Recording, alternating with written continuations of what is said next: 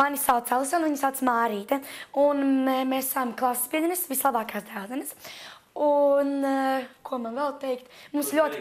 Mēs dziedāsim, un mums arī ikdienās ļoti patīk dziedāt. Mēs arī, piemēram, tad, kad mēs prasām, lai padod kaut kādu, nezinu, zīmuli, tad mēs dziedām, Mārīt, padod lūdzu zīmulī. Un viņi arī atbild ar dziedāšanu. Mums tiešām ļoti patīk dziedāšana. Un man arī ir problēma, ka šodien man kakls ir cietā, kā jūs dzirdat. Nu jā, bet pagājušo konkursu palaidu garām, tāpēc ļoti gribēju dziedāt. Nu šodien.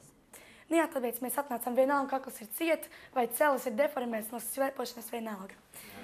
Kāda vēlreiz? Mums ir 12 un 13. Kurā klasēs mācāties? 6. Kurā skolā? Rīgas centrā humanitārā vidusskola. Nu, saīsinājumā RCHV.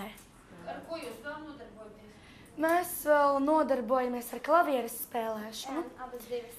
Jā, mums arī patīk atcerēt dziesmas. Un zīmēt.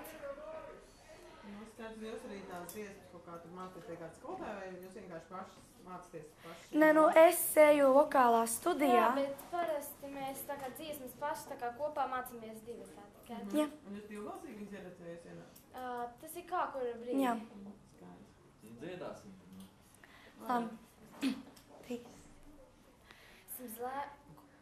Seems like it was yesterday when I saw your face.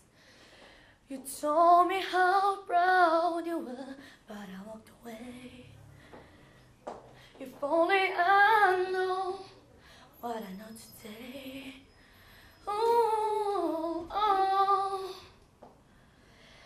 I would hold you in my arms. I would take the pain away. Thank you for all you've done.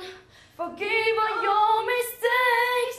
Says there's nothing I wouldn't do to hear your voice again. Sometimes I